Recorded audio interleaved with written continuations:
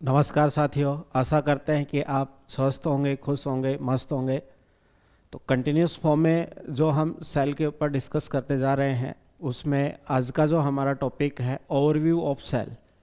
यानी कि अब तक जो हमने पढ़ा है वो उसकी डिस्कवरी से रिलेटेड पोर्शन पढ़ा है। कौन कौन से जो साइंटिस्ट हैं वो उसकी डिस्कवरी को लेकर उन्होंने वर्क किया है, कौन कौन से टर्मिनोलॉजी का जो यूज़ है वो हो चुका है। अब हम पढ़ रहे हैं कि ओवरऑल जो एक सेल है, उस सेल का जो ओवरव्यू है, या कह सकते हैं कि जो सेल है वो दिखाई कैसे देता है, या उसके डिफरेंट जो पोर्शंस हैं या स्ट्रक्चरल जो एस्पेक्ट है वो एक सेल के अंदर क्या होते हैं। तो आइए हम पढ़ते हैं।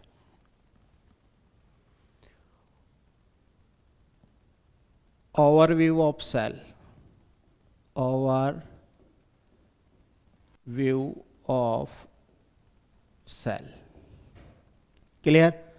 ओवर ऑफ व्यू जो ऑफ सेल है, इसके अंदर हम क्या देखेंगे कि सबसे पहले अगर हम सेल के ऊपर स्टडी करना चाहते हैं, सेल के ऊपर अगर हम स्टडी करना चाहते हैं तो सेल के अंदर हम कौन सा एक सैंपल जो है उसको हम चूज करेंगे।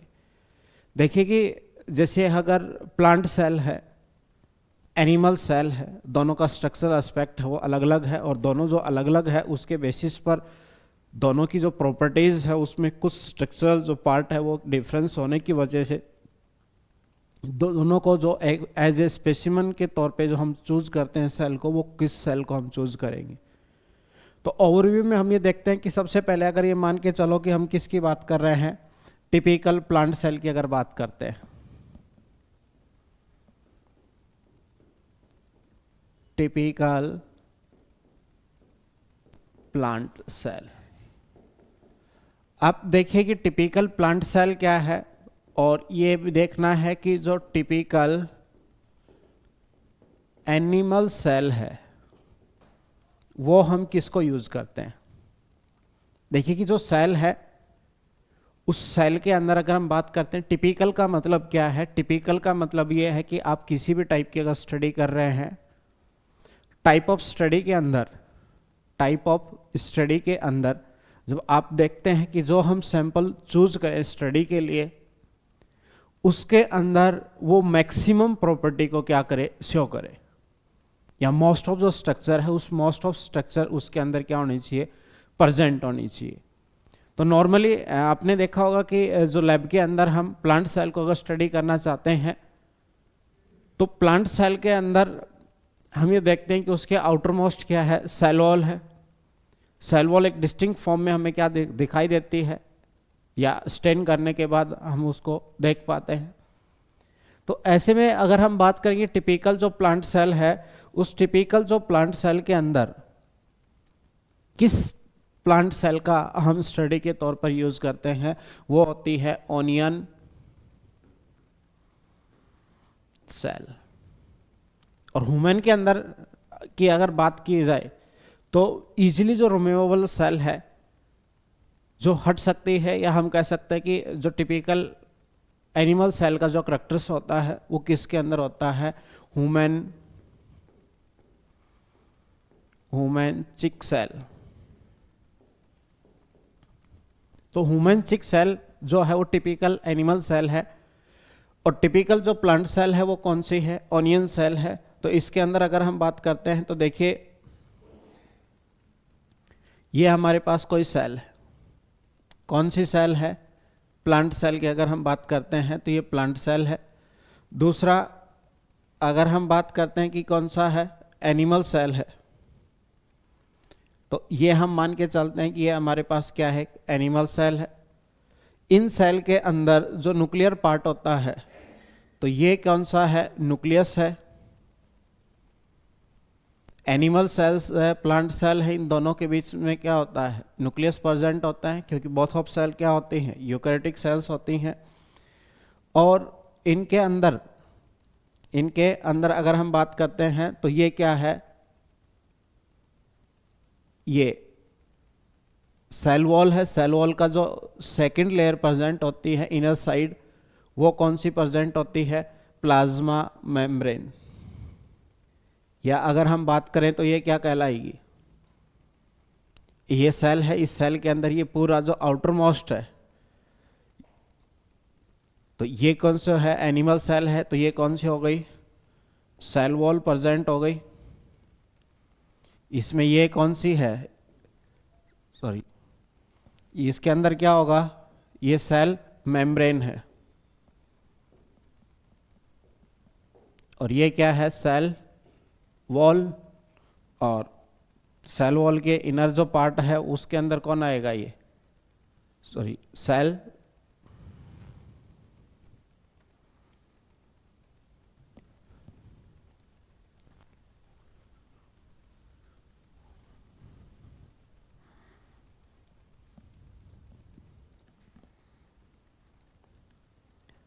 सबसे जो आउटर मोस्ट बाउंड्री है वो कौन सी है, सेल वॉल है।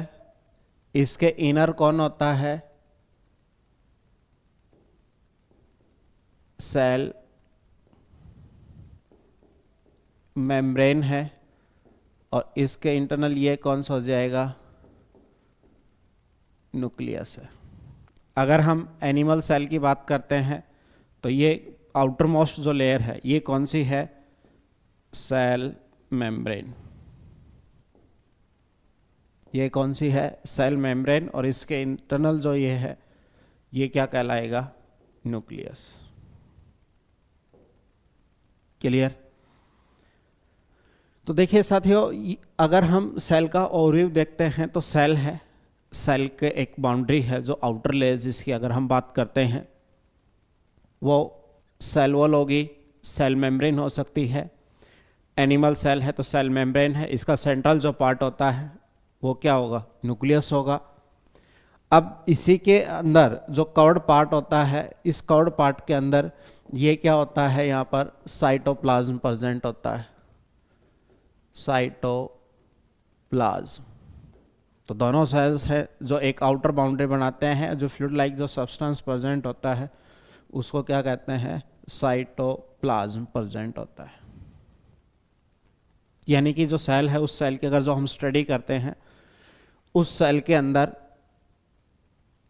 आउटर बाउंड्री होगी जो आउटर इन्वायरमेंट्स उसको क्या कर रही है, सेपरेट कर रही है। सेंट्रल पार्ट है, न्यूक्लियस है, उसके अंदर क्या प्रेजेंट होगा, जेनेटिक मटेरियल प्रेजेंट होता है।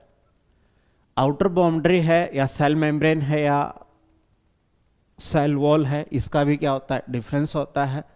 अगर प्लांट सेल्स होगी तो प्लांट सेल के अंदर क्या होगी, आउटर बाउंड्री है वो कौन है, या आउटर जो लेयर है वो कौन डिसाइड करता है, सेल वॉल। और एनिमल सेल के अंदर कौन प्रेजेंट होता है, सेल मेम्ब्रेन। अब हम सेल के जो एक एक पार्ट है, उस एक एक पार्ट को हम क्या करते हैं, स्टडी करते हैं।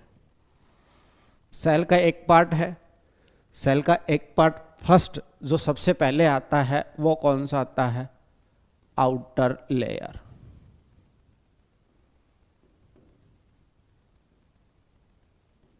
कौन है, आउटर लेयर।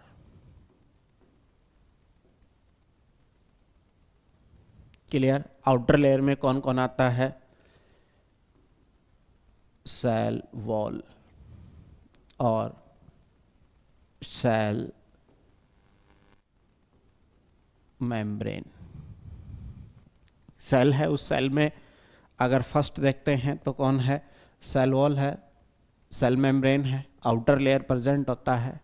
सेकंड अगर हम बात करते हैं तो उसका सेंट्रल जो पार्ट है उसमें कौन आता है, न्यूक्लियस है। न्यूक्लियस के अंदर कौन प्रेजेंट होता है, जेनेटिक मटेरियल। जेनेटिक मटेरियल किसके अंदर प्रेजेंट होता है, न्यूक्लियस के अंदर। तो जेनेटिक मटेरियल होता है वो जनरली क्या होता है, जनरली कौन होगा, डीएनए प्रेजेंट होता है, means D oxy ribo nucleic acid. अगर आरएनए होगा तो उसको हम क्या कहेंगे, राइबो न्यूक्लिक एसिड। कौन है, D oxy ribo nucleic acid है, और दूसरा कौन सा है, राइबो न्यूक्लिक एसिड। क्लियर।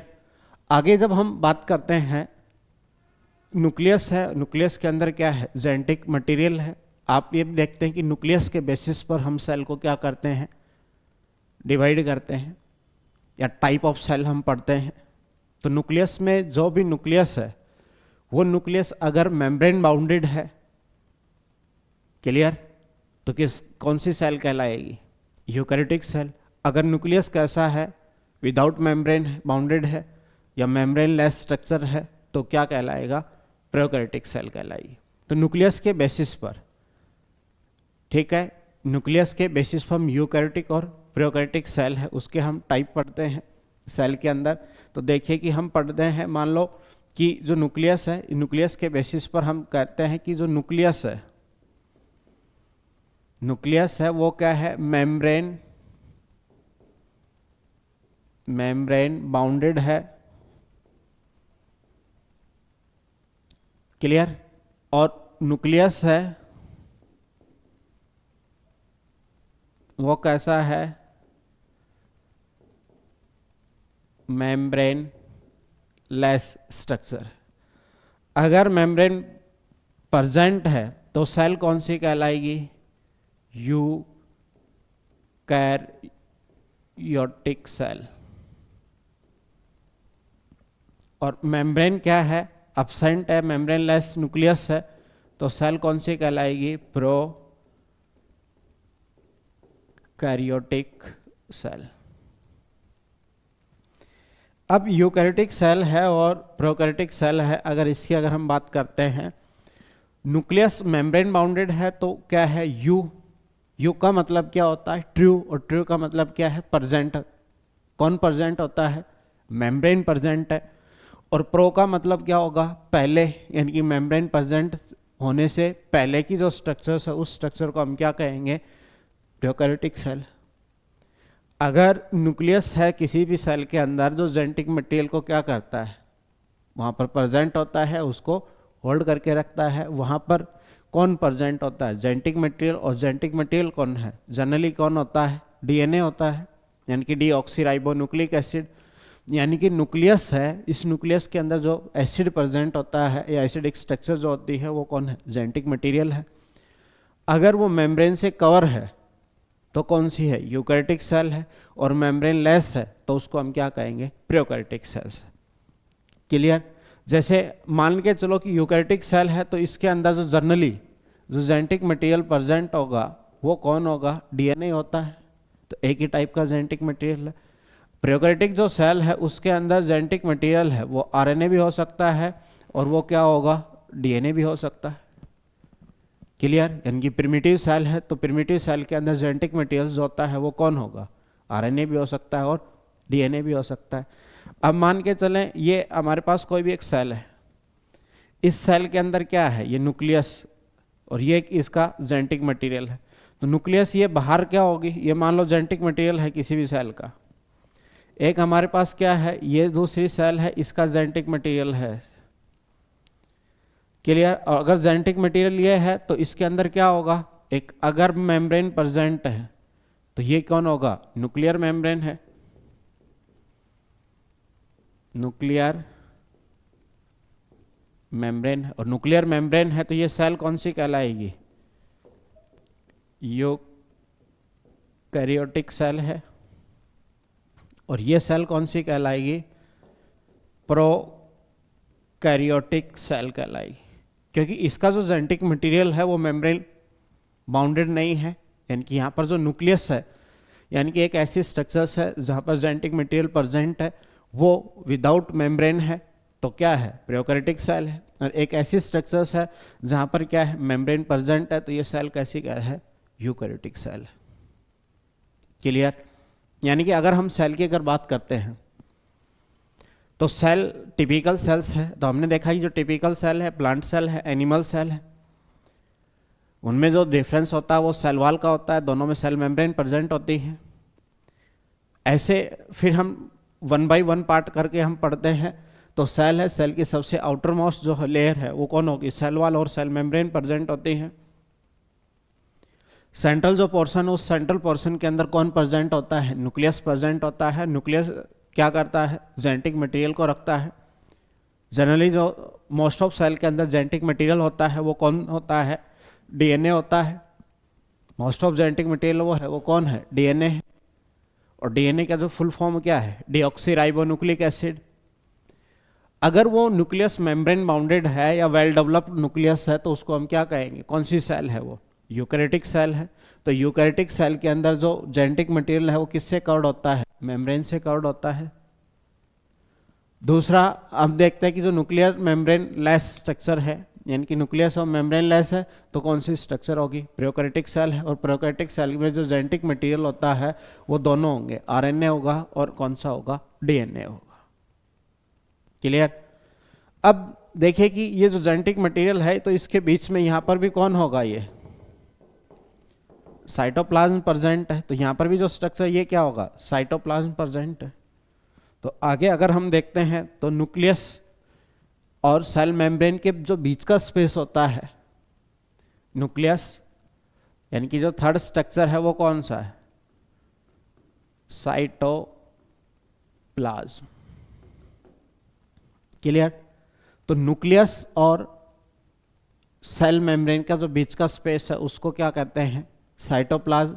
तो वो उसमें जो स्ट्रक्चर प्रेजेंट होती है वो क्या है, सेमी फ्लूइड मैट्रिक्स प्रेजेंट होता है। क्या है,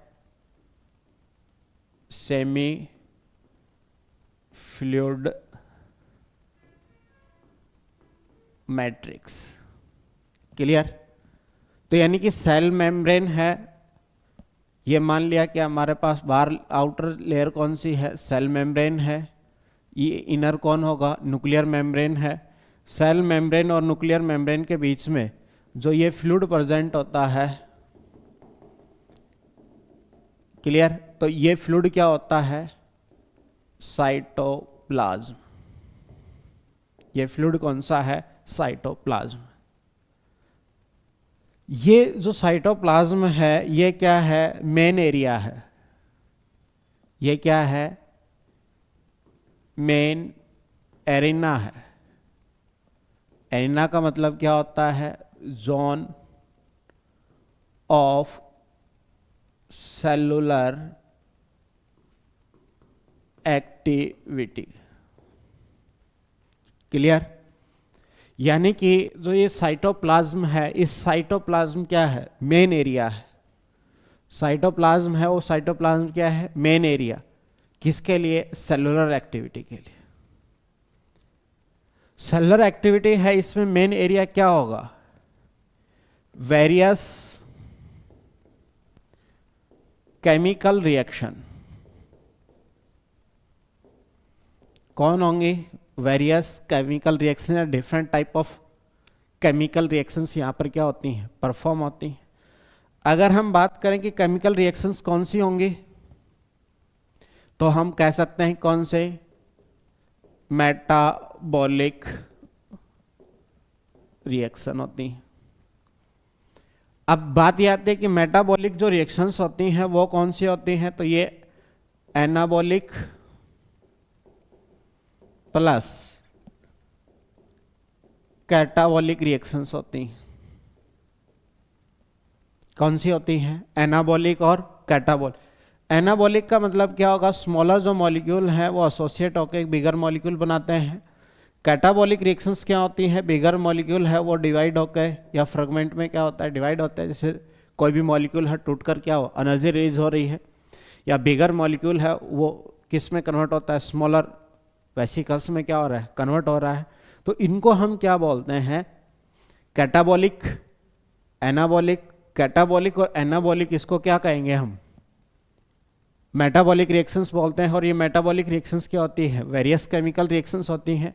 वो वेरियस केमिकल रिएक्शंस का जो एरिया है वो कौन सा है, ये साइटोप्लाज्म है, जहाँ पर क्या होंगी ये रिएक्शंस है वो परफॉर्म होती हैं या कंटिन्यूस फॉर्म में मेटाबॉलिक रिएक्शंस वहाँ पर साइटोप्लाज्म में चलती रहती। और ये मेटाबॉलिक जो रिएक्शंस होती हैं, ये मेटाबॉलिक रिएक्शंस क्या करती हैं, जो सेल है, कौन, जो सेल है उस सेल को क्या करती है, कीप इन लिविंग स्टेट। ये सेल है, सेल को किस में, लिविंग स्टेट में क्या हो, बनाए रखती। क्लियर?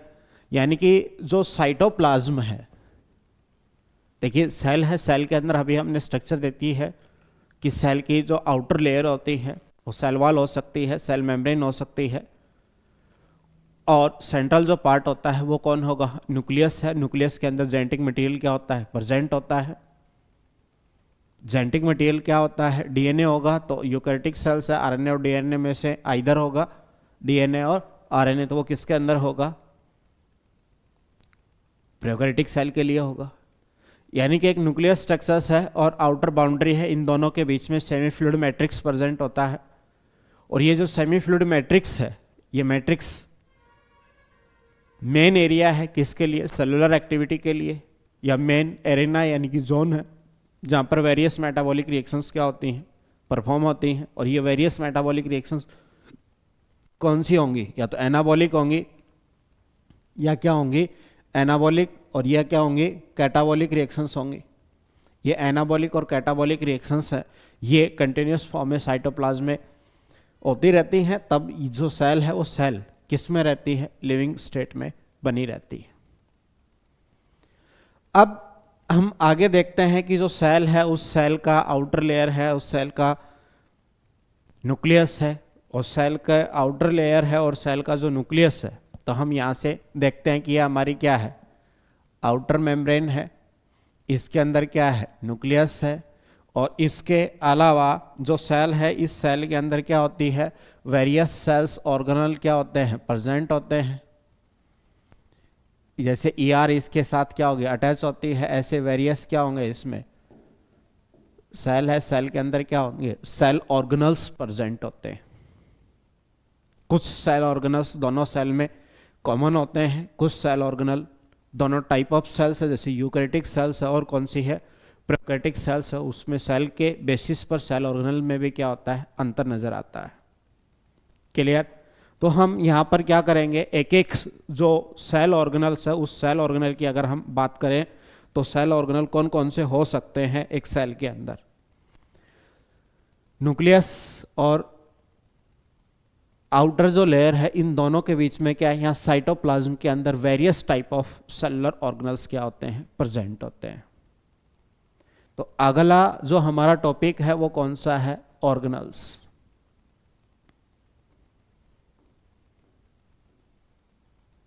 ऑर्गेनल्स कौन सा है, organelles.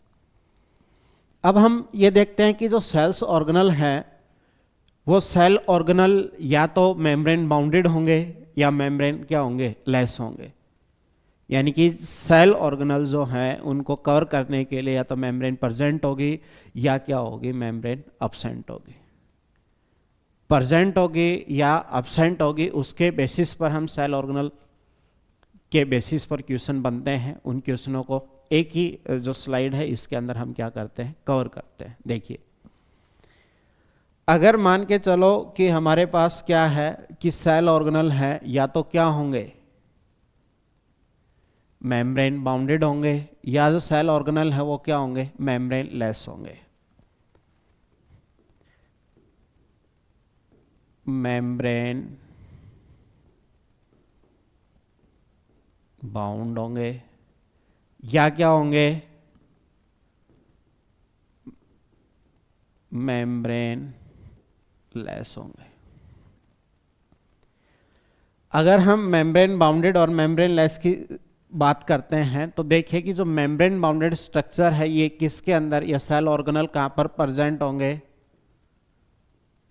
Present in eukaryotic cell, और अब्सेंट होंगे, अब्सेंट इन प्रोकैरियोटिक सेल। और मेम्ब्रेन लेस जो स्ट्रक्चर है ये प्रेजेंट होती है दोनों के अंदर, present in both type of cell. Clear? यानी कि सेल है, सेल के साइटोप्लाज्म में सेल ऑर्गेनल्स क्या होते हैं, प्रेजेंट होते हैं। और जो सेल ऑर्गेनल होंगे वो मेम्ब्रेन बाउंडेड भी हो सकते हैं, मेम्ब्रेन लेस भी हो सकते हैं। जो मेम्ब्रेन बाउंडेड है वो ओनली एंड ओनली किसके अंदर प्रेजेंट होंगे, यूकैरियोटिक सेल के अंदर, और अब्सेंट किस में होंगे, प्रोकैरियोटिक सेल के अंदर। और मेम्ब्रेन लेस सेल ऑर्गेनल्स है, ये दोनों में ही क्या होते हैं, प्रेजेंट होते हैं। यानी कि यूकैरियोटिक सेल्स है इसके अंदर भी प्रेजेंट होते हैं, और प्रोकैरियोटिक सेल है इसके अंदर भी क्या होते हैं, प्रेजेंट होते हैं। आप दोनों के बीच में जब डिफरेंस देखते हैं तो एक डिफरेंस ये आता है कि सेलुलर ऑर्गेनाइजेशन जो होता है या कंपार्टमेंट का जो फॉर्मेशन होता है, या मेम्ब्रेन बाउंडेड सेल ऑर्गेनल्स जहाँ पर प्रेजेंट होते हैं, वो सेल कौन सी होती है, यूकैरियोटिक सेल होती है। एब्सेंट होते हैं तो उसके अंदर क्या हो गए, प्रोकैरियोटिक सेल्स होगी। यानी कि प्रोकैरियोटिक यूकैरियोटिक सेल में मेजर जो प्राइमरी डिफरेंस आता है वो यही आता है कि उसमें मेम्ब्रेन बाउंडेड स्ट्रक्चर प्रेजेंट होती हैं तो यूकैरियोटिक सेल है, और मेम्ब्रेन बाउंडेड स्ट्रक्चर अगर एब्सेंट है तो वो कौन सी है, प्रोकैरियोटिक सेल। एक डिफरेंस आपने देख ही लिया है, और वो डिफरेंस किसका है, न्यूक्लियस का है। यानी कि न्यूक्लियस जहाँ पे मेम्ब्रेन बाउंडेड है तो यूकैरियोटिक सेल है, और मेम्ब्रेन लेस है तो कौन सा है, प्रोकैरियोटिक सेल है। चलिए आगे हम देखते हैं। तो आगे इसमें देखेंगे जो मेम्ब्रेन बाउंडेड है ये हो सकता है कि सिंगल मेम्ब्रेन हो सकता है कि डबल मेम्ब्रेन बाउंडेड हो। अगर सिंगल मेम्ब्रेन है, कौन सा है, सिंगल मेम्ब्रेन,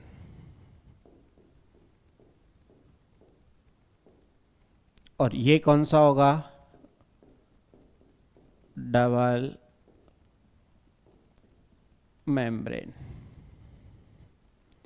सिंगल मेम्ब्रेन जो होंगे वो कौन कौन होंगे, डबल मेम्ब्रेन है वो कौन कौन से सेल ऑर्गेनल होंगे। सिंगल मेम्ब्रेन में सबसे फर्स्ट जो आता है वो कौन आएगा, ER आएगा, यानी कि एंडोप्लाज्मिक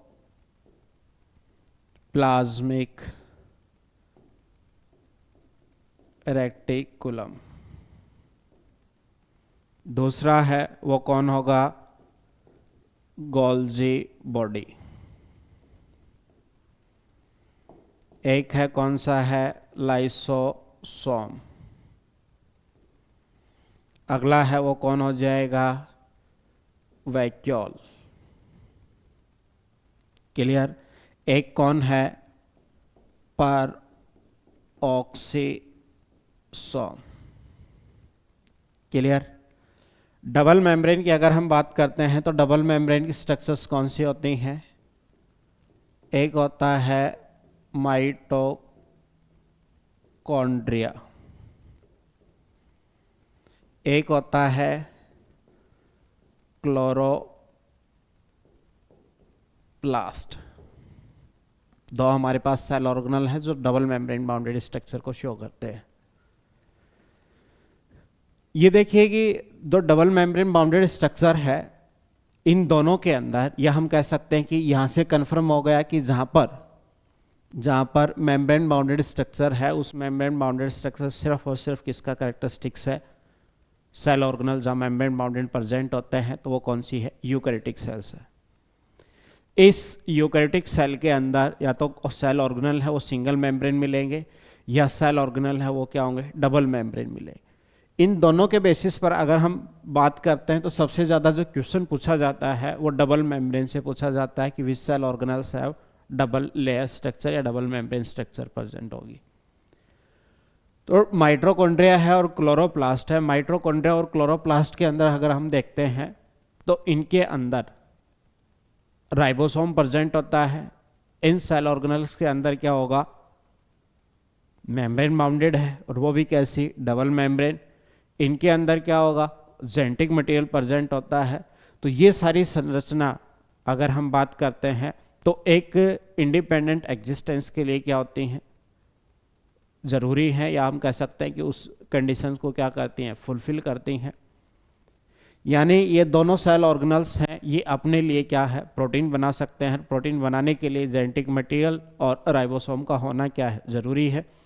तो इन दोनों सेल ऑर्गेनल के अंदर राइबोसोम भी प्रेजेंट होता है और जेनेटिक मटेरियल भी प्रेजेंट होता है। तो ये दोनों जो सेल्स ऑर्गेनल हैं ये अपने लिए क्या बना सकते हैं, प्रोटीन बना सकते हैं, पर ओवरऑल टोटल जो प्रोटीन है वो फॉर्म नहीं कर सकते हैं कि कुछ प्रोटीन्स की जो जीन होती हैं वो किस पे है, न्यूक्लियस पे निर्भर होती हैं। तो इस वजह से इन दोनों सेल्स ऑर्गेनल्स को हम क्या कहते हैं, सेमी ऑटोनोमस सेल ऑर्गेनल्स। इन दोनों सेल ऑर्गेनल कौन कौन से, माइटोकॉन्ड्रिया और क्लोरोप्लास्ट को हम क्या कहते हैं, सेमी ऑटोनोमस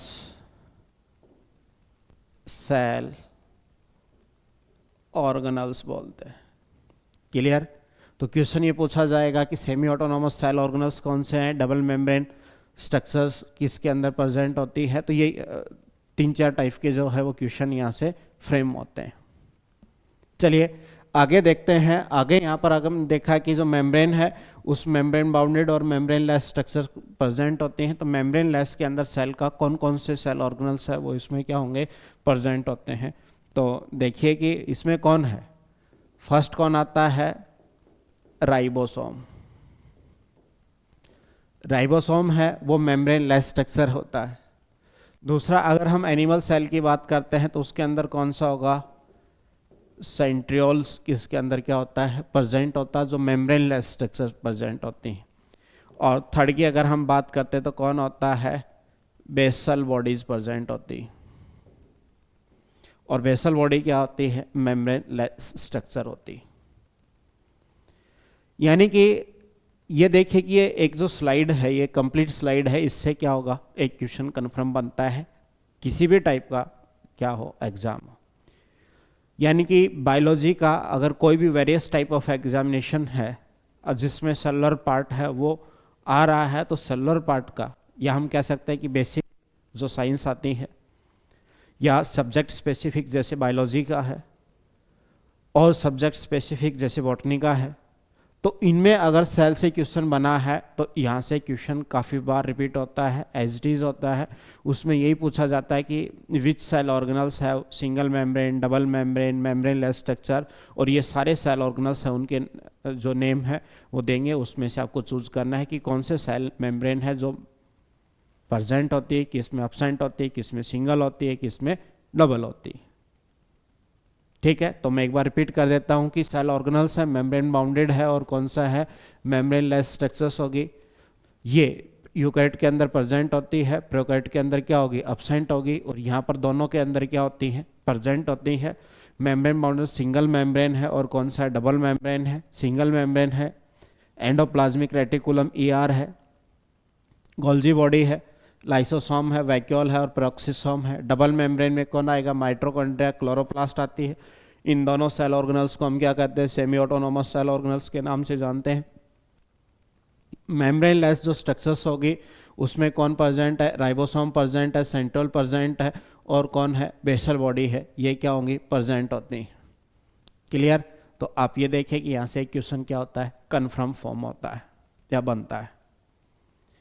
यहाँ पर इनमें से भी सबसे ज़्यादा जो क्वेश्चन बनता है वो किसको लेकर बनता है, राइबोसोम को लेकर बनता है। कुछ जो पॉइंट हैं वो हम राइबोसोम के लिए स्पेसिफिक पढ़ लेते हैं, बाकी इंडिविजुअल सेल ऑर्गेनल जब कंटिन्यूस टॉपिक आगे बढ़ेगा तो हम पढ़ते हैं। तो उससे पहले एक बार कुछ क्वेश्चन है जो राइबोसोम के बारे में पढ़ते हैं। राइबोसोम क्या है, राइबोसोम स्ट्रक्चर जो बनती है वो RNA प्लस प्रोटीन जो है उससे मिलकर बनी हुई होती है। दूसरा राइबोसोम्स जो होगा वो बोथ सेल के अंदर प्रेजेंट है, यानी कि बोथ टाइप ऑफ सेल के अंदर क्या होता है, प्रेजेंट होता है। जैसे यूकैरियोटिक सेल है और प्रोकैरियोटिक सेल है। यूकैरियोटिक सेल के अंदर दोनों टाइप का प्रेजेंट होता है, यानी कि 70S भी प्रेजेंट होता है और 80S भी प्रेजेंट होता है। और प्रोकैरियोटिक सेल में सिर्फ कैसा होता है, 70S प्रेजेंट होता है। अगर हम बात करते हैं कि यूकैरियोटिक में दोनों जो प्रेजेंट होंगे, ये 80S तो क्या होगा, फ्री फॉर्म में होता है साइटोप्लाज्म के अंदर, और 70S भी क्या होगा, फ्री फॉर्म में होगा या किसके ऊपर होगा, आर के ऊपर प्रेजेंट होता है। बात रही कौन सी, 70S राइबोसोम की। तो 70S राइबोसोम कौन सी है, यूकैरियोटिक सेल है। कौन सा है, यूकैरियोटिक सेल है। इस यूकैरियोटिक सेल के अंदर क्या होंगे, 2 सेल ऑर्गेनल्स हैं, जहां पर क्या होगा 70S राइबोसोम क्या होता है, प्रेजेंट होता है। और वो दोनों सेल ऑर्गेनल कोई भी नहीं है, सेमी ऑटोनोमस सेल ऑर्गेनल है। कौन कौन से हैं, माइटोकॉन्ड्रिया और कौन है, क्लोरोप्लास्ट।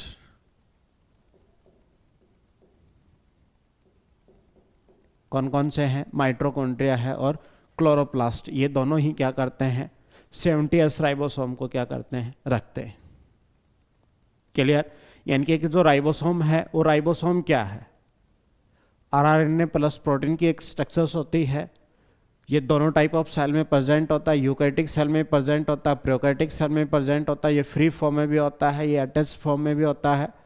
अगर स्पेसिफिक डिफरेंस देखें तो यूकैरियोटिक सेल में कौन सा 80S टाइप का मिलता है और प्रोकैरियोटिक में कौन सा है, 70S टाइप का मिलता है। यूकैरियोटिक में जो सेलुलर ऑर्गेनल्स होते हैं उनके अंदर जो राइबोसोम प्रेजेंट होता है वो कौन सा होगा, 70S टाइप का राइबोसोम उसके अंदर क्या होगा, प्रेजेंट होता है।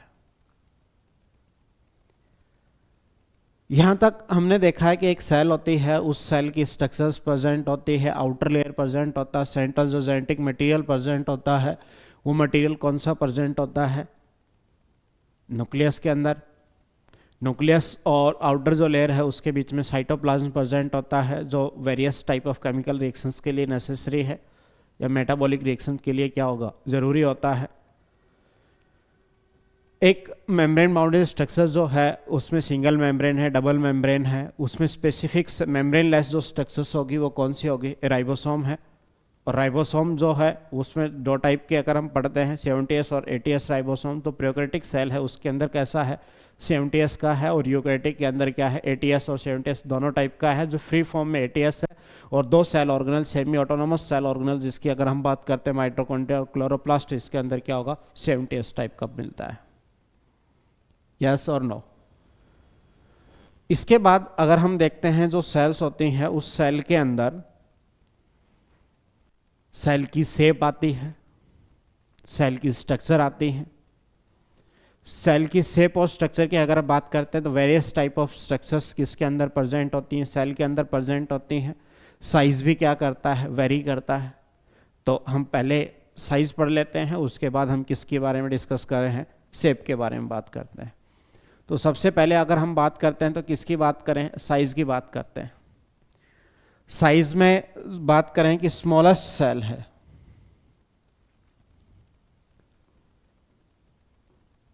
Smallest cell. उसके बाद कौन सी होगी, लार्जेस्ट सेल की बात करेंगे। कौन सी, स्मॉलेस्ट सेल है, लार्जेस्ट सेल है। Largest unicellular plant cell. Clear. Longest cell की अगर हम बात करते हैं, लॉन्गेस्ट सेल, लॉन्गेस्ट सेल के बाद है कि जैसे ह्यूमन में आरबीसी है, ह्यूमन आरबीसी है। बैक्टीरियल सेल है, बैक्टीरियल सेल है। क्लियर। इसी के साथ जैसे कि और अगर हम बात करते हैं तो स्मॉलेस्ट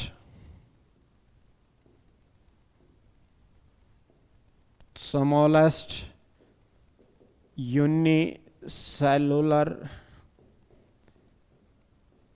प्लांट सेल और स्मॉलेस्ट यूनिसेलुलर एनिमल सेल। तो स्मॉलेस्ट यूनिसेलुलर प्लांट सेल और स्मॉलेस्ट यूनिसेलुलर एनिमल सेल ये कौन कौन सी है, इनके बारे में हम देखेंगे।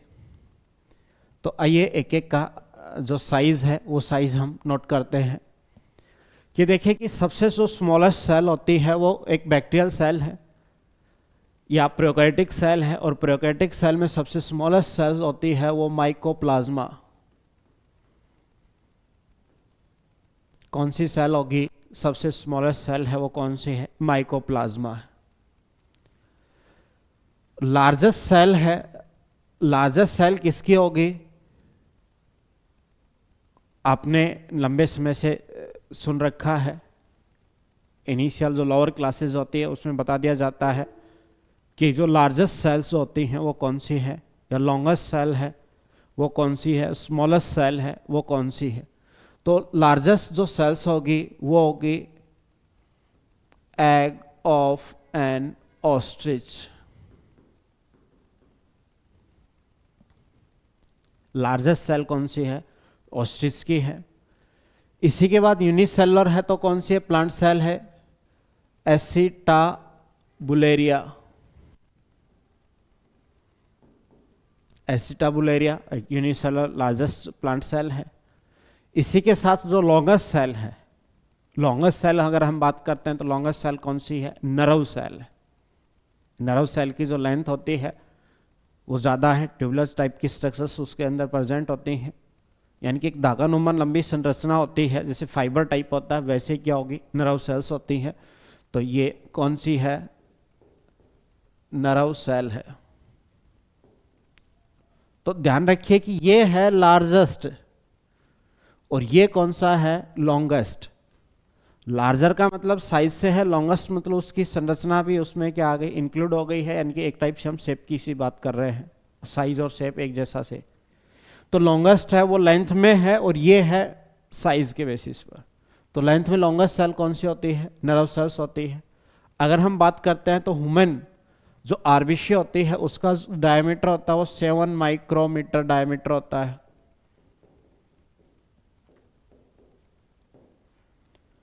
बैक्टीरियल सेल्स जो होती है वो 1 to 5 माइक्रोमीटर इसका साइज होता है, किसका, बैक्टीरियल सेल का। यूनिसेलुलर जो प्लांट सेल है स्मॉलेस्ट है तो कौन सी है, कैलमाइडोमोनास। कैलमाइडोमोनास है वो कौन सी है, smallest unicellular cell. Smallest unicellular animal cell की अगर बात करते हैं तो ये कौन सी है, प्लाज्मोडियम। ये हमने किसकी बात की है, जो सेल है सेल के साइज की बात की है। सेल का साइज है यानी कि स्मॉलेस्ट सेल है वो कौन सी है, माइकोप्लाज्मा सेल्स है। लार्जेस्ट सेल है वो एग ऑफ एन ऑस्ट्रिच की सेल्स होती है। लॉन्गेस्ट यूनिसेलुलर जो प्लांट सेल्स होती है वो एसिटाबुलेरिया है। लार्जेस्ट है और ये कौन सा, लॉन्गेस्ट सेल्स होती है वो नर्व सेल्स होगी। ह्यूमन जो आरबीसी की सेल हो 7 माइक्रोमीटर इसका डायमीटर होता है। बैक्टीरियल जो सेल होगी वो 1 to 5 माइक्रोमीटर साइज होता है। स्मॉलेस्ट यूनिसेलुलर जो प्लांट है वो कौन सा है, कैलमाइडोमोनास है। स्मॉलेस्ट यूनिसेलुलर एनिमल जो सेल है वो कौन सी है, प्लाज्मोडियम सेल है।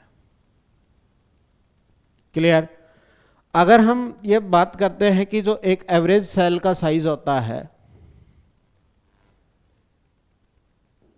यानी कि एवरेज सेल का जो साइज होता है वो साइज कितना होता है, वो आता है 0.2 to 20 माइक्रोमीटर उसका क्या होता है, साइज होता है।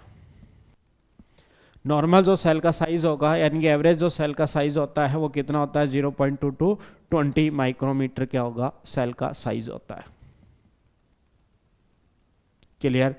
तो अभी तक हमने क्या है कि वेरियस टाइप किसके बेसिस पर देखा है, साइज के बेसिस पर डिफरेंट टाइप की क्या होती हैं, सेल्स होती हैं। स्मॉलर है, लार्जर है, ठीक है, लॉन्गेस्ट है, तो ये टाइप ऑफ सेल्स इसमें क्या होंगी, प्रेजेंट होती हैं। ये भी एग्जाम के पॉइंट ऑफ व्यू से सबसे इंपॉर्टेंट पॉइंट है। अभी तक जो क्वेश्चन है वो 1 by 1 किसी ना किसी पॉइंट से क्या है, कवर किया गया।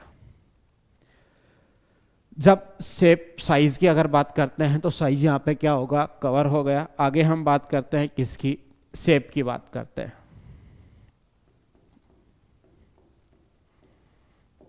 Shape of cell. जब हम सेल के शेप की बात करते हैं तो शेप में सबसे पहले यही आता है कि जैसे अगर हम बांधते हैं किसका, देखियो किसकी बात कर रहे हैं, जैसे आरबीसी की बात करते हैं, किसकी बात करते हैं, डब्ल्यूबीसी की बात करते हैं, किसकी बात करते हैं, नर्व सेल की बात करते हैं, किसकी बात करते हैं, ट्रैकिड्स जो होते हैं उनकी बात करते हैं। तो ये हम किसकी बात कर रहे हैं, शेप ऑफ सेल की बात कर रहे हैं। तो शेप ऑफ सेल में ये देखिए कौन कौन सी अगर शेप होती है, जैसे आरबीसी है, आरबीसी का क्या होगा, राउंड होगा, और ठीक है, आरबीसी जो है, आरबीसी का जो शेप होता है वो कैसा होगा, राउंड होगा, और कौन सी होगी, बाई कॉनकेव टाइप की रहेगी।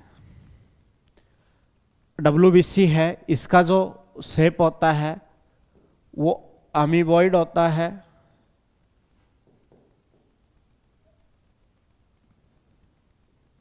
क्लियर। नर्व सेल होती है, ये कैसी होती है, लॉन्ग एंड ब्रांच्ड होती है। ट्रैकिड्स होते हैं, ये क्या होते हैं, इलोंगेटेड होते हैं। तो जो सेल है उस सेल का शेप अलग होता है, साइज अलग होता है, कंपोजिशंस है वो क्या होते हैं, अलग अलग होते हैं। तो इस बेसिस पर हम क्लासिफाई कर रहे हैं नंबर ऑफ या टाइप ऑफ सेल्स को। तो देखिए कि आगे जब हम पढ़ते हैं तो देखिए हमारे पास ये जो पाइनियर इंफॉर्मेशन जो हमने कलेक्ट की है, इस इंफॉर्मेशन के बेसिस पर हमारे पास कितने टाइप की सेल्स हैं वो बन सकती। जैसे अभी आपने पढ़ा है कि सेल कौन सी है, यूकैरियोटिक सेल है, सेल कौन सी है, प्रोकैरियोटिक सेल है, सेल कौन सी है, ठीक है, जिसके अंदर न्यूक्लियस एब्सेंट होता है, जिसके अंदर साइटोप्लाज्म न्यूक्लियस दोनों ही एब्सेंट होते हैं। जैसे वायरस सेल है, एसेलुलर स्ट्रक्चर्स प्रेजेंट होती हैं। या हमारे पास एक ऐसी सेल्स होती है जिसके अंदर यूकैरियोटिक और प्रोकैरियोटिक कैरेक्टर दोनों का क्या होता है, रिजेम्बलेंस होता है, उसको मेसोकैरियोटिक सेल्स बोलते हैं। तो वन बाई वन करके हम इसके स्ट्रक्चर्स है उस स्ट्रक्चर को कंफर्म करते हैं। तो यानी कि एक टाइप का सेल्स, फर्स्ट जो सेल्स होता है वो एकैरियोसाइट है,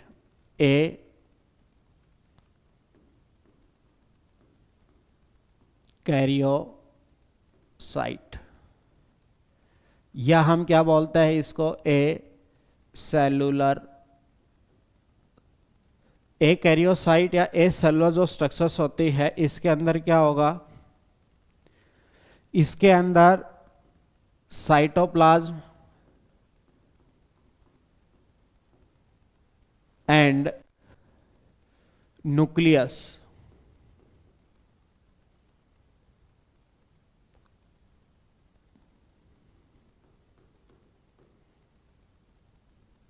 क्या होता है, एब्सेंट होता है।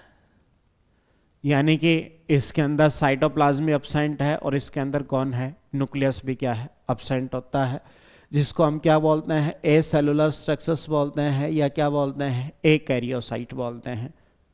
ऐसी कौन सी स्ट्रक्चर्स होती हैं जिसके अंदर साइटोप्लाज्म एब्सेंट है।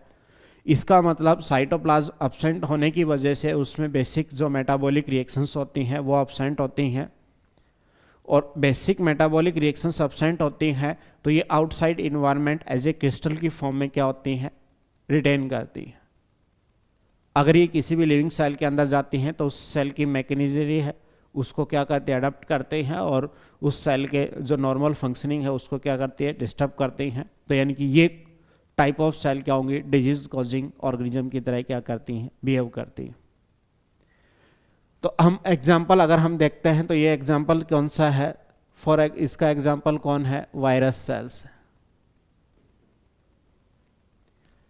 यानी कि कैरियोसाइट वो सेल्स होती है, ए सेलुलर स्ट्रक्चर्स वो सेल्स होती है जिसके अंदर न्यूक्लियस भी क्या है, एब्सेंट है, जिसके अंदर साइटोप्लाज्म भी क्या है, एब्सेंट है। साइटोप्लाज्म एब्सेंट होने की वजह से इसमें मेटाबॉलिज्म भी क्या होता है, एब्सेंट होता है। तो ये आउटसाइड इन्वायरमेंट क्या होती है, as a non living form में प्रेजेंट होता है, क्रिस्टल फॉर्म में प्रेजेंट होता है। वो कौन होता है, वायरस होता है। क्लियर। नेक्स्ट टाइप ऑफ जो सेल्स होती है वो कौन सी सेल होगी, वो प्रोकैरियोटिक सेल होगी।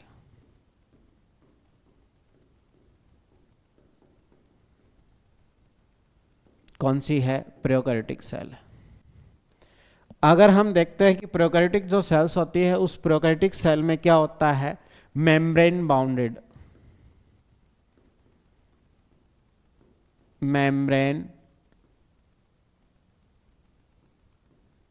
बाउंडेड न्यूक्लियस क्या होता है, एब्सेंट होता है। मेम्ब्रेन बाउंडेड न्यूक्लियस अगर एब्सेंट है या हम क्या कहते हैं, लेस डेवलप है न्यूक्लियस। लेस डेवलप अगर न्यूक्लियस प्रेजेंट होता है तो टाइप ऑफ सेल्स है वो कौन सी सेल कहलाती है, प्रोकैरियोटिक सेल कहलाती है। यानी कि इस सेल के अंदर क्या होगा, साइटोप्लाज्म तो प्रेजेंट होता है पर मेम्ब्रेन बाउंडेड न्यूक्लियस एब्सेंट होता है, लेस डेवलप होता है। यानी कि जेनेटिक मटेरियल, साइटोप्लाज्म, मेम्ब्रेन, इसके अंदर जो सराउंडिंग या सेलुलर मेम्ब्रेन है वो तो प्रेजेंट होती है पर न्यूक्लियस है वो क्या होगा, लेस डेवलप होता है, यानी कि विदाउट मेम्ब्रेन होता है। तो इनको हम क्या कहते हैं, प्रोकैरियोटिक सेल। थर्ड टाइप की जो सेल्स आती है वो हम पढ़ते हैं यूकैरियोटिक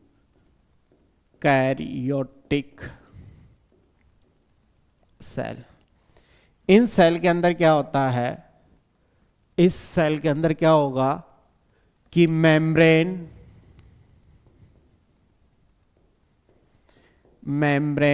बाउंडेड न्यूक्लियस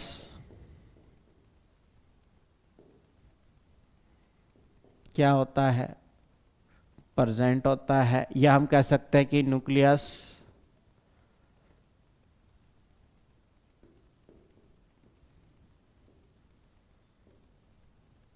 न्यूक्लियस है वो क्या होगा, वेल डेवलप्ड।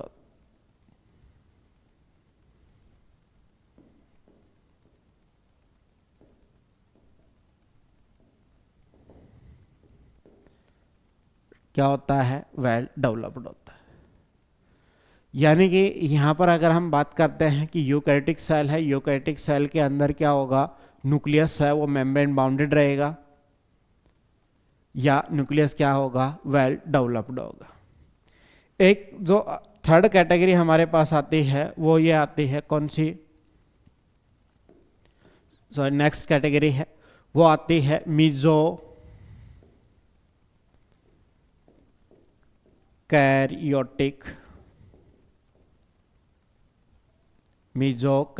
सेल। जो कैरियोटिक सेल है इसमें क्या होगा, मीजोकैरियोटिक सेल है उसमें रिजेम्बलेंस किसका, यूकैरियोटिक सेल का और प्रोकैरियोटिक सेल का। क्लियर। बहुत सेल का क्या होता है, रिजेम्बलेंस देखने को मिलता है,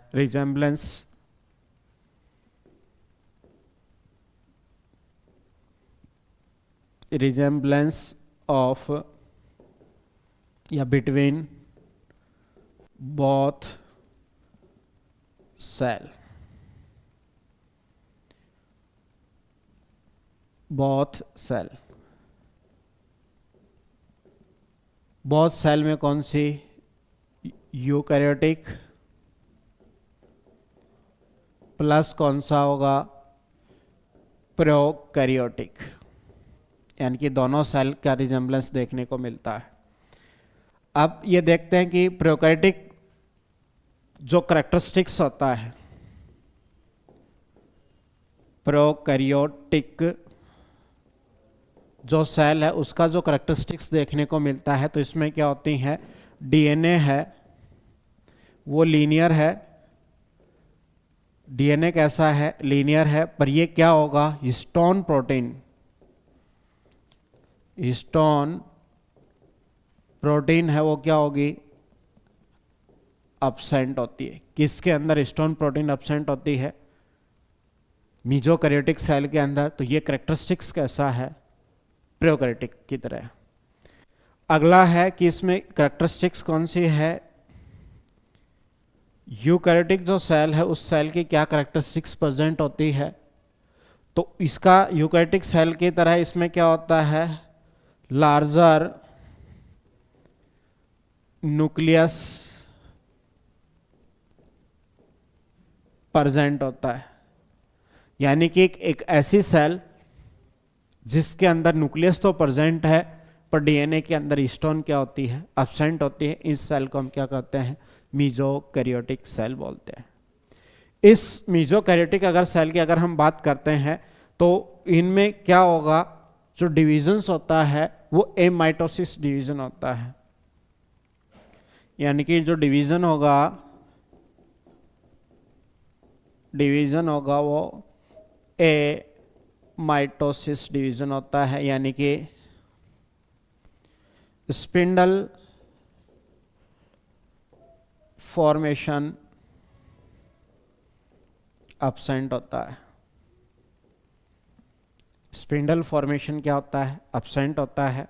और लास्ट में क्या आता है कि कौन सी सेल्स होती हैं जो मीजोकैरियोटिक सेल्स होती हैं। तो फॉर एग्जांपल्स डाइनोफ्लैजिलेट्स और प्रोटोजोन या प्रोटोजोआ। तो ये दो एग्जाम्पल्स हमारे पास हैं। कुछ लोअर एल्गी हैं जिनके अंदर ये मीजोकैरियोटिक्स जो प्रॉपर्टी है वो वहाँ पर शो होती है। तो यानी कि अगर हम यहाँ पर टाइप ऑफ सेल की अगर बात करते हैं तो फर्स्ट ऑफ सेल कैसी आती है, एकैरियोसाइटिक सेल आती है। दूसरा कौन सा आता है, प्रोकैरियोटिक सेल्स आती है, यूकैरियोटिक सेल आती है और मीजोकैरियोटिक सेल आती है। तो ये सबसे ज़्यादा जो हमारे पास इम्पोर्टेंट है वो कौन सी है, वो कौन सी है, मीजोकैरियोटिक सेल्स है। इससे काफ़ी बार क्वेश्चन पूछा गया है कि मीजोकैरियोटिक सेल के जनरली एग्जाम्पल पूछते हैं। डाइनोफ्लैजिलेट और प्रोटोजोआ इसके क्या है, एग्जाम्पल्स हैं। इसी के साथ दोनों का जो रिजेम्बलेंस होता है प्रोकैरियोटिक और यूकैरियोटिक सेल्स का, इसी के साथ अगर हम बात करते हैं तो प्रोकैरियोटिक फीचर कौन सा होता है, हिस्टोन प्रोटीन एब्सेंट होती है। और यूकैरियोटिक कैरेक्टरिस्टिक्स कौन सा होता है, लार्ज न्यूक्लियस प्रेजेंट होता है, यानी कि न्यूक्लियस प्रेजेंट है पर डीएनए के अंदर क्या एब्सेंट है, हिस्टोन प्रोटीन एब्सेंट होती है। तो इस टाइप की जो प्रॉपर्टी होती हैं वो किसके अंदर होंगी, मीजोकैरियोटिक सेल के अंदर प्रेजेंट होंगी। आगे हम 1 by 1 सेल को स्टडी करते हैं। क्लियर। तो यहाँ तक या हम कह सकते हैं कि जो टोटल जो आज का हमारा डिस्कशन था उस डिस्कशन के अंदर आज हमने क्या क्या पढ़ा है। तो देखिए कि सबसे पहले हमने क्या क्या पढ़ा है।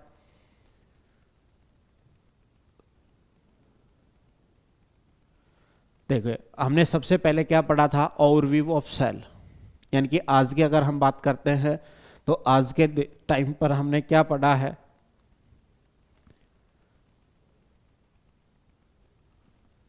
ठीक है। आज हमने क्या पढ़ा है, overview of cell. Cell typical cells को हम एक बेस मानते हैं। टिपिकल सेल कौन सी होती है, वो सेल जिसके अंदर उस टाइप की सभी प्रॉपर्टी क्या हो, लगभग या मोस्ट ऑफ प्रॉपर्टी क्या हो, प्रेजेंट हो, उसको हम टिपिकल सेल्स के बारे में बोलते हैं। टिपिकल प्लांट सेल है, ओनियन सेल्स होती है। टिपिकल एनिमल सेल में हम किसके, ह्यूमन सिक्स सेल की बात करते हैं। एक आउटर बाउंड्री प्रेजेंट होती है, न्यूक्लियस प्रेजेंट होता है, सेल वॉल सेल मेम्ब्रेन इसके अंदर क्या होंगी, प्रेजेंट होते हैं, न्यूक्लियस प्रेजेंट होता है, दोनों के बीच में क्या होगा, साइटोप्लाज्म प्रेजेंट होता है। तो ये देखिए कि हमने क्या किया है कि जेनेटिक मटेरियल प्रेजेंट होगा, आउटर लेयर है, उसके बाद जेनेटिक मटेरियल का न्यूक्लियस के अंदर प्रेजेंट होता है, मेम्ब्रेन बाउंडेड न्यूक्लियस प्रेजेंट है, एब्सेंट है। ऐसा करते हुए जब हम आगे की तरफ बढ़ते हैं तो हम जानते हैं कि साइटोप्लाज्म में उसके अंदर various type of chemical reactions क्या होती हैं, प्रेजेंट होती हैं।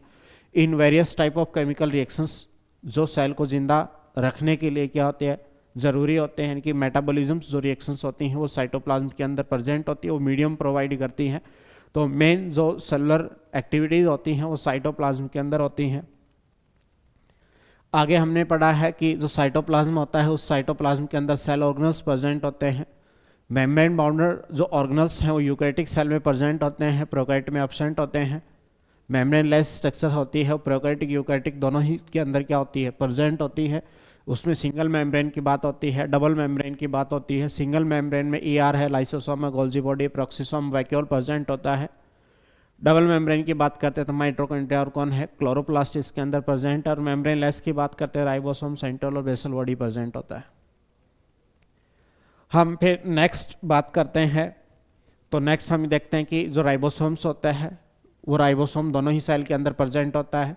यूकैरियोटिक सेल्स प्रेजेंट है तो इसके अंदर ATS है। साइटोप्लाज्म और RER के ऊपर दो सेल ऑर्गेनल्स ऐसे हैं जिसके अंदर क्या होगा, राइबोसोम प्रेजेंट होता है, जिसको हम क्या बोलते हैं, माइटोकॉन्ड्रिया और क्लोरोप्लास्ट। इसके अंदर 70S होता है, इस वजह से हम इनको क्या कहते हैं, सेमी ऑटोनोमस सेल ऑर्गेनल्स बोलते हैं। इनके अंदर खुद का जेनेटिक मटेरियल क्या होता है, प्रेजेंट होता है।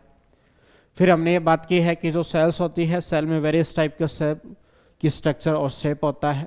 तो स्मॉलेस्ट सेल है माइकोप्लाज्मा, लार्जेस्ट सेल है कौन सी, एग ऑफ एन ऑस्ट्रिच है। उसके बाद लॉन्गेस्ट यूनिसेल स्टेबुलेरिया है, लॉन्गेस्ट सेल है वो कौन सी, नर्व सेल्स है। ह्यूमन RBC का 7 माइक्रोमीटर डायमीटर होता है।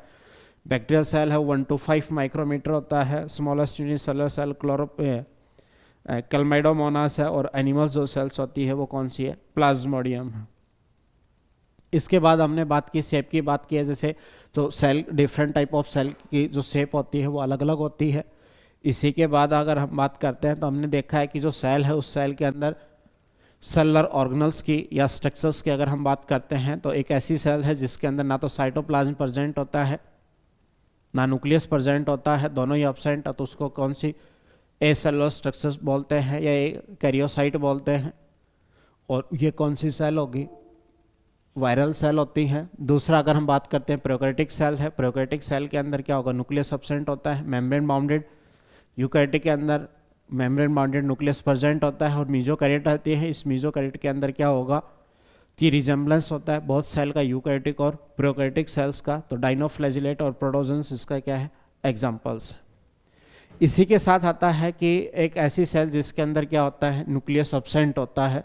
और न्यूक्लियस जो एब्सेंट होता है वो कौन सी सेल्स होती हैं, तो यानी कि अगर ये देखें कि अगर हम बात करते हैं तो ये मान के चले कि न्यूक्लियस एब्सेंट होता है, तो यहाँ पर हम लिख लेते हैं कि कुछ सेल्स ऐसी होती हैं जहाँ पर क्या होगा, न्यूक्लियस एब्सेंट होता है। न्यूक्लियस क्या होगा, एब्सेंट होता है। तो एब्सेंट किस किस के अंदर होता है, कौन सी सेल है जिसके अंदर न्यूक्लियस एब्सेंट होता है, तो ये कौन सी सेल है, जैसे RBC है और सिव ट्यूब सेल्स होती हैं जिसके अंदर क्या होता है, न्यूक्लियस एब्सेंट होता है।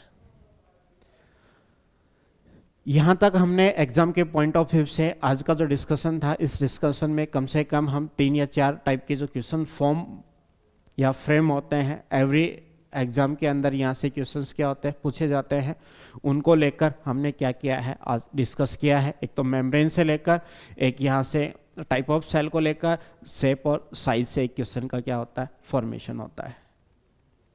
धन्यवाद।